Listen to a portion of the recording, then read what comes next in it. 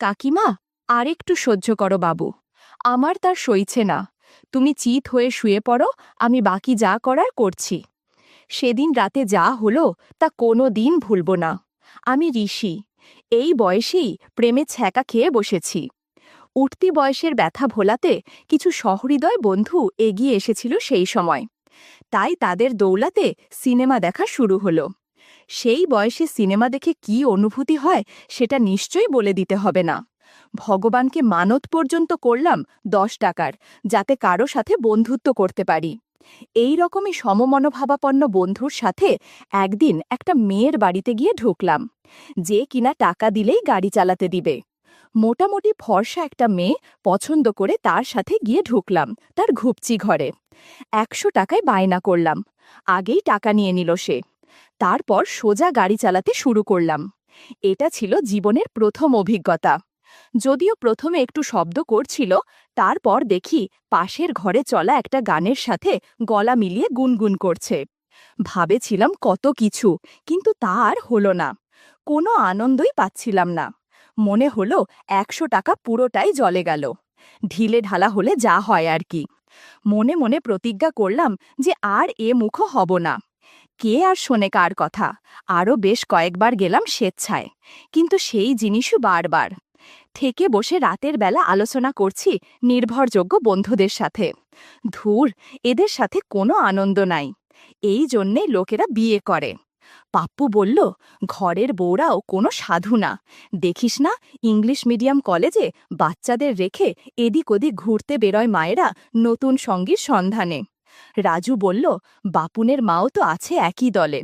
বাপুনের মা অর্থাৎ বুলা কাকিমা আমার পাশের বাড়িতেই থাকে। ওর ছেলে বাপুন আমার বন্ধু। পাড়ায় খুব একটা মেলামেশা করে না, একটু লাজুক ছেলে। ওর মাকে আমি বুলা কাকিমা বলে ডাকি। আমি কৌতূহল আটকাতে পারলাম না। রাজুকে জিজ্ঞাসা করলাম, তুই কি করে জানিস? রাজু কোনো সঠিক উত্তর দিতে পারল না। যা বলল সবই আমার জানা। এরপর অনেক অনুসন্ধান করেছি, কিন্তু কেউ কোনো প্রমাণ দিতে পারেনি যে বুলা কাকিমা সত্যি এরকম। সত্যি বলতে কি, বুলা কাকিমাকে আমার দারুণ লাগে। মুখটা পুরো মনমোহন সেনের মতো, স্টাইলিশ, চুলগুলো ঘন কালো, কাঁধ পর্যন্ত লম্বা, আর দারুণ ফর্সা। দেখলেই যেন মন ভালো হয়ে যায়।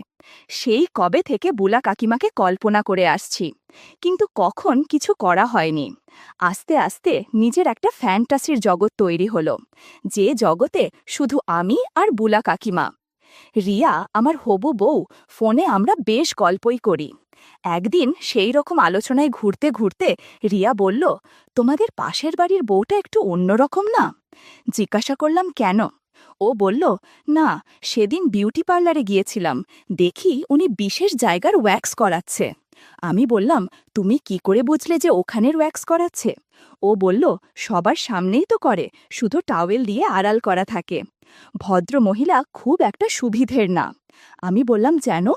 ও বলল, আমি দেখেছি অনেকদিন গড়িয়াহাটে কয়েকটা ছেলের সাথে। বেশিরভাগ ওই সব ছেলেদের সাথে ঘোরে উনি। দেখো, তোমার তো পাশের বাড়ি, তোমার ওপর আবার নজর না পড়ে। আমি যা পারবো না, হয়তো উনি দিয়ে দেবেন তোমার পছন্দের জিনিস। দারুণ লাগবে তোমার, বলে খিলখিল করে হেসে উঠল আর ফোন কেটে দিল। সন্ধেবেলা ঠেকে বসে আছি, দেখি বাপুন কোথাও বেরোলো। আমি সবাইকে বললাম যে দাঁড়া, একটু ঘুরে আসি। সোজা বুলা কাকিমার বাড়িতে চলে গেলাম। দরজায় নক করতেই বুলা কাকিমা দরজা খুলে আমাকে দেখে একটু অবাক হলো। বলল, কি রে, কি ব্যাপার? আমি বললাম, কাকিমা, বাপুর নেই? কাকিমা বলল, না, ও তো কম্পিউটার ক্লাসে গেছে।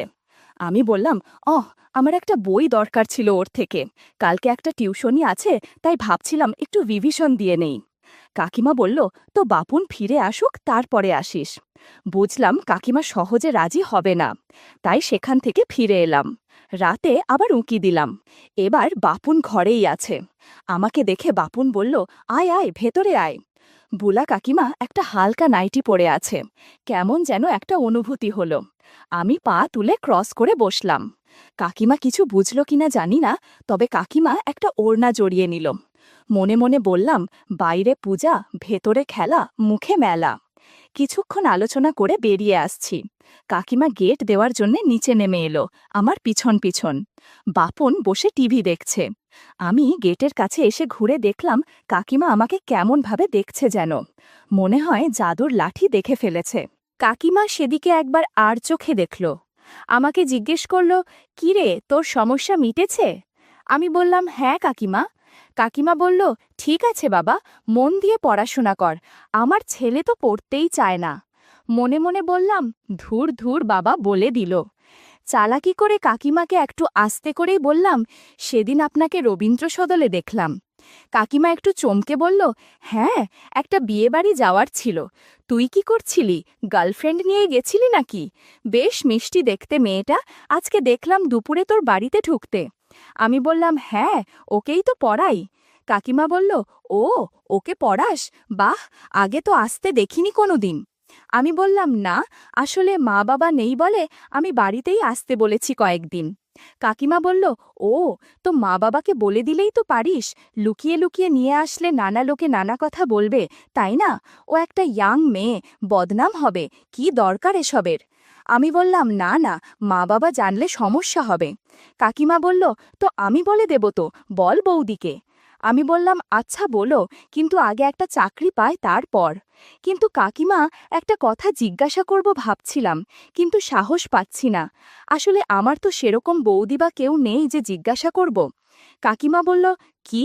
আমি বললাম, এখন না, একটু জরুরি কথা, কিন্তু তোমাকে বলার আগে আমার মানসিক প্রস্তুতি নিতে হবে, আর কারো সামনে বলতে পারবো না। কাকিমা কি যেন ভাবল, বোঝার চেষ্টা করল আমার চোখ মুখ দেখে, কিন্তু ওপর থেকে বাপুনের গলা ভেসে এলো, মা, কি হলো, এখনো গেট দিতে পারলে না? কাকিমা আমাকে বলল, কালকে আসিস, বাপুন না থাকলে। আমি বাড়ি চলে এলাম।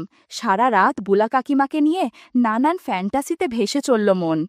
পরের দিন সন্ধ্যের জন্য অপেক্ষা করে রইলাম। দেখলাম যে বাপুন চলে গেল। এখন ওদের বাড়ির দিকে হাঁটা দিলাম। কাকিমা দরজা খুলে আমাকে ভেতরে আসতে বলল। কাকিমা একটা চেয়ারে বসল, আর আমি সোফার ওপরে বসলাম।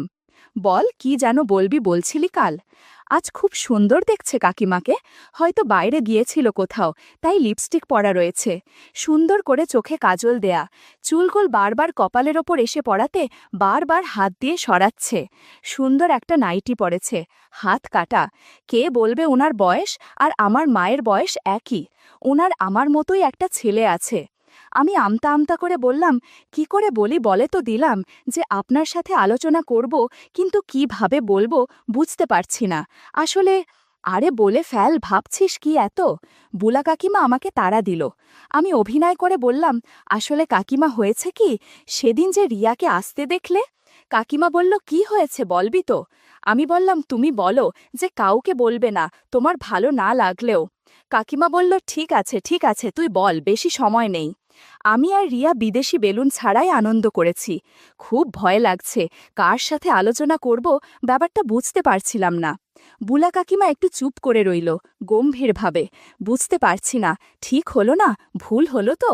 কাকিমা বলল, ওকে জিজ্ঞাসা করে নিস, ওর ডেট কবে, তাহলে বলতে পারবো। সংক্ষেপে ছেড়ে দিল আমাকে। কি করব বুঝতে পারছি না, চলে যাব না আরও আলোচনা চালাবো। আমি উঠে কাকিমার সামনে দাঁড়ালাম। ভাবছি, চলে গেলে এই শেষ, আর চান্স পাবো না, কিন্তু কি করি? কাকিমা আর চোখে আমার দিকে দেখলাম। সাহস করে বলেই ফেললাম, ওর তো অল্প বয়স, এই বয়সে কি হতে পারে? বোকা সেজে তবুও প্রসঙ্গটা চালিয়ে যাবার চেষ্টা করলাম। আসলে কাকিমা, আমি তো হোস্টেলে ছিলাম, তাই এত ধারণা নেই আমার। কাকিমা বলল, ঠিক আছে, তুই জেনে আমাকে জানাস, আমি বলে দেব, ফোন করলেই হবে, এটা বলার জন্যে লুকিয়ে আসতে হবে না। লে হালুয়া, কোনো রিয়াকশন নেই, কি হবে এবার? লাস্ট ট্রাই করি, যা হওয়ার হবে। আসলে ও এত জোর করল, আমি থাকতে পারিনি সেদিন। এই বয়সী মেয়ে কেন যেন ভালো লাগে না, ওকে বিয়ে করে কি করে সুখী হব তাও জানি না। বুলা কাকিমা চুপ করে রইল, মুখে বিরক্তিতে ভরা। আমি এগিয়ে এলাম কাকিমার দিকে, সাহস করে পায়ের কাছে হাঁটু গেড়ে বসে বললাম, আমার আপনাকে খুব ভালো লাগে, জানি না কেন। খুব গম্ভীর হয়ে গেল মুখটা ওনার। আমি তাও বলে চললাম, আমি সব সময় আপনাকেই কল্পনা করি। তারপর একটু ছক করে বললাম, পাড়ার ছেলেরা আপনার সম্বন্ধে খারাপ কথা বললে আমার খুব কষ্ট হয়, জানি না কেন। বুলা কাকিমা থম মেরে আছে, মুখে চোখে বিরক্তি। আমিও নাছোড়বান্দা। আমি উনার কোলে মাথা রেখে বলে চললাম যে, যাই বলুক, আমার আপনাকে ভালো লাগে। আপনার নাও লাগতে পারে। আপনি রাস্তা দিয়ে হেঁটে গেলে আমি অপলকভাবে তাকিয়ে থাকি। আবার ছক করে বললাম, সেদিন রবীন্দ্র সদন থেকে আপনি একটা ছেলের সাথে চলে গেলেন। আমার বুক ফেটে যাচ্ছিল, হিংসে হচ্ছিল আমার সেই ছেলেটার ওপরে। কি করব বলুন, আমি বেকার আপনাকে নিয়ে কোথাও বেড়াতে যাব বা দামি কিছু গিফট কিনে দেব, সেই ক্ষমতা আমার নেই। আমি অনেক আশা নিয়ে বোলা কাকিমার দিকে তাকালাম, দেখি মুখে চোখে সেই একই বিরক্তি। মনে মনে বললাম, এ তো সাধু সেজে লাভ নেই, সব জানি আমি। কোনো উপায় না পেয়ে জাদুর লাঠি তার হাতে দিলাম, তবুও কোনো উত্তর নেই। আর কোনো উপায় না পেয়ে আমি বেরিয়ে এলাম বুলা কাকিমার বাড়ি থেকে। ঠেকে বসে কি করলাম সেটা ভাবতে ভাবতে বহুদিন কেটে গেল। আমার ফ্যান্টাসি রয়ে গেল। দ্রুত রিয়ার সাথে বিয়ে ঠিক হয়ে গেল। আমিও ভাবলাম, আর কতদিন এইভাবে থাকা যায়, ঘরেই নিয়ে আসি ওকে। বৌভাতের দিন বুলা কাকিমা এলেন। সেই ঘটনার পরে আমিও এড়িয়ে যেতাম, আর উনিও আমাকে এড়িয়ে যেতেন। আজ আমাকে একা পেয়ে আমার কাছে এসে বলল, সেদিন রিয়ার ঘটনাটা নিশ্চয়ই সত্যি ছিল না, তাই না? আমি খুব লজ্জায় পড়ে গেলাম। উনি আমাকে বুঝে ফেলেছেন পুরোপুরি। আমি হাঁ করে ওনার দিকে তাকালাম। কাকিমা বলল, এখন রিয়ার সাথে বিয়ে হচ্ছে, এখন আর সমস্যা হবে না। ভালোভাবে গাড়ি চালাস আর বিদেশি বেলায় সাথে রাখিস। কাকিমার কথা শুনে আমি নিজের কানকে বিশ্বাস করতে পারছিলাম না। এবার যা, তোর বউ আবার সন্দেহ করবে যে আমার সাথে কি ফিসফিস করছিস। আমার মাথার মধ্যে বুলা কাকিমা ঘুরছে। এরম বাউন্সার দেবে ভাবিনি, একদম মাথায় বল লাগলো। রিয়ার দিকে তাকিয়ে দেখি ও পরীর মতো সেজে ওর বান্ধবীদের সাথে হাসি ঠাট্টা করছে, মাঝে মাঝে আমার দিকে তাকাচ্ছে। এখনও সেরকম ভিড় হয়নি, পাড়ার লোকজন তো আস্তে আস্তে প্রায় 9টা বাজবে। বুলা কাকিমা আজকে বেশ গুছিয়েই এসেছেন মনে হয়। আরও 2-1 পরিচিতকে পেয়ে বুলা কাকিমা সেদিকে ভিড়ে গেল। আমি আর চোখে বারবার দেখতে শুরু করলাম। আজ আমার ফুল সজ্জা, একদিকে নতুন বউ, একদিকে কাকিমা। কাকিমা আজকে দারুণ সেজেছে, সবুজ একটা বেনারসি পরেছেন, সাথে স্লিমলেস ব্লাউজ। আমার মায়ের পাশে দাঁড়িয়ে আছেন উনি, দেখে মনে হচ্ছে যে রিয়ার কোনো বান্ধবী। রিয়াকেও আজ ডানাকাটা পরি ছাড়া আর কিছুর সাথে তুলনা করা যায় না। কলকাতার টপ মেকআপ আর্টিস্ট ওকে আজ যত্ন করে সাজিয়েছে। কিন্তু আমি ঘুর করতে শুরু করলাম বুলা কাকিমার আশেপাশে। বুলা কাকিমা সেটা বুঝেও আমাকে প্রশ্রয় দিচ্ছিল। জানি না কেন, কেমন একটা মনে হচ্ছিল লোকজনের ভিড় এড়িয়ে বুলা কাকিমাকে নিয়ে কোথাও চলে যাই, কিছুক্ষণ সময় কাটিয়ে আসি। সেটা সম্ভব না, ভালো করেই জানি। কাকিমা আমার দিকে কপট রেগে বললেন, আজকে তো নতুন বউ, আমার মতো বুড়ি হঠাৎ কেন পছন্দ? বলেই আমার উত্তরের অপেক্ষা না করে অন্যদিকে চলে গেল। আমি জানি এবার সময় আর সুযোগের সন্ধানে থাকতে হবে, শুধু ধৈর্য ধরে অপেক্ষা করতে হবে। আস্তে আস্তে ভিড় ফাঁকা হয়ে এলো। সবাই বিদায় নিচ্ছে নবদম্পতিকে শুভেচ্ছা জানিয়ে। বুলা কাকিমা রিয়ার দিকে এগিয়ে গিয়ে কি বলল যেন, রিয়া লজ্জায় লাল হয়ে গেল। রাতে রিয়ার সাথে অনেক সময় কাটিয়েছি, কিন্তু প্রতিবার বুলা কাকিমার কথা মাথায় আসছিল। বিয়ের পর রিয়াকে আড়াল করে করে অনেক কথা বলেছি বুলা কাকিমার সাথে। যখনই কথা হতো আমার আর রিয়ার ব্যাপারে জিজ্ঞাসা করত, আমি ভালো করে গাড়ি চালিয়েছি নাকি, এইসব। আমিও খোলামেলাভাবে গুছিয়ে বলতাম। একদিন ফোনে আমি রেগে গিয়ে বলেই দিলাম, আচ্ছা সত্যি করে বলো তো, তুমি কি আমাকে গাড়ি চালাতে দেবে না কাকি? কাকিমা বলল, সেটা যে সম্ভব না তুই ভালো করে জানিস। আমি রাগে ফোনটা কেটে দিয়েছিলাম। এরপর বহুদিন কথা হয়নি। একদিন আমি এক ভদ্রলোকের সাথে দেখা করতে টলিগঞ্জ গেছি। ফেরার সময় দেখি একটা অটোতে করে বুলা কাকিমা ফিরছে। আমাকে দেখে অটো থামিয়ে আমাকে উঠতে বলল। আমি উঠব না, তাও জোর জার করে অটোতে উঠালো। অটোওয়ালাকে বলল, ভাই গলফ ক্লাবের দিকে নিন তো। আমরা গল্ফ ক্লাবের নির্জন রাস্তা দিয়ে হাঁটা শুরু করলাম। কাকিমা প্রথমে বলল, রেগে আছিস কেন? নানা কথাবার্তায় রাগ কমল। ঠিক হলো যে যখন সুযোগ হবে বুলা কাকিমা আমাকে ডাকবে। একদিন কাকিমা ফোন করে বলল, আমার বাড়িতে আয়। আমি 6-9 চিন্তা না করে সিঁড়ি দিয়ে উঠলাম। দরজা নক করতে বুলা কাকিমা দরজা খুলে দিল। আমি থমকে গিয়ে দেখলাম যে আমার জন্যে এত আয়োজন। গাছের বাতাবি লেবু রেডি করে রেখেছে, চোখে একটা ব্লু কন্টাক্ট লেন্স পরেছে, আইলাইনার দিয়ে সুন্দর করে চোখ আঁকা, সুন্দর একটা শাড়ি পরেছে, সাথে স্লিভলেস ব্লাউজ। আমি ঢুকেই ভালো করে দেখলাম কাকিমাকে। যুবতী মেয়ের মতো অপেক্ষা করছে আমার জন্য। বুক ধকধক করছে, এতদিনের স্বপ্ন পূরণ হওয়ার লক্ষ্যে এগিয়ে এসেছে। বুলা কাকিমা আমার দিকে তাকিয়ে আছে, আমিও ওর গভীর চোখের দিকে তাকিয়ে আছি। আস্তে আস্তে করে বলল, কিরে, গাড়ি চালাবি না? বুলা কাকিমার ধৈর্য শেষের দিকে। আমি বললাম, শাড়ি আর পেটিকোট উজে নাও, তারপর এখানে বসো। কিছুক্ষণ পর গাড়ি চালাতে শুরু করলাম। কাকিমা বলল, হায় ভগবান, আমি বোধহয় শেষ হয়ে যাব, আস্তে আস্তে চালাও। ইউটিউবের করা নিয়মের কারণে কিছু ঘটনা সরাসরি বলা যাচ্ছে না। তোমরা কমেন্টে দেয়া লিঙ্ক থেকে আমার ওয়েবসাইট ভিজিট করো, সেখানে একদম মনের মতো গল্প দেয়া আছে, যেগুলো ইউটিউবে পাওয়া যায় না। সারা ঘরে অদ্ভুত শব্দ। কাকিমাকে বললাম, প্লিজ চেঁচামেচি কর না। উপায় না পেয়ে কাকিমার মুখে একটা রুমাল দিয়ে দিলাম। আরও 20 মিনিট পর কাকিমাকে বললাম, আশীর্বাদের প্রসাদ খাবে নাকি? কাকিমা একবারে তৈরি হয়ে গেল। তারপর কাকিমাকে প্রসাদ খাইয়ে আশীর্বাদ করে বললাম, ভগবান তোমার মঙ্গল করুক। একটু পর আমরা সেখানেই বিশ্রাম নিচ্ছি। কাকিমা বলল, রিয়ার কি হবে? আমি বললাম, কি হবে আবার, ও আমার সাথেই থাকবে। রাতে ওর সাথে সময় কাটাবো, তুমি কোনো চিন্তা করো না, আমি তোমাকেও সময় দিব। সেদিন রবীন্দ্র সদনে ওই ছেলের সাথে কি করছিলে বলো তো? কাকিমা বলল, এতক্ষণ যা করেছি ওই ছেলের সাথে ঠিক একই কাজ করেছি। রবীন্দ্র সদনে পূর্ব দিকে একটা ফাঁকা পরিত্যক্ত বিল্ডিং আছে, ওইখানে প্রায় দিনই আমি যাই কারো না কারোর সাথে। আমি বললা, কেন, কাকাবাবু তোমাকে সময় দেয় না গো? কাকিমা বলল, তোর কাকাবাবুর কথা ভুলে যা, কাজে যায় আসে, 3 বেলা খাবার খায় আর ঘুমায়, আমার দিকে ফিরেও তাকায় না। আমারও তো কিছু দরকার, তাই না বল? তাছাড়া তোর বয়সের ছেলেদের সাথে বন্ধুত্ব করতে আমার ভালো লাগে। আজ পর্যন্ত যতজনের সাথে বন্ধুত্ব করেছি তারা সবাই তোর বয়সের। শোনো কাকিমা, আজ থেকে তুমি শুরু, আমার সাথে থাকবে, ওদের কথা ভুলে যাও।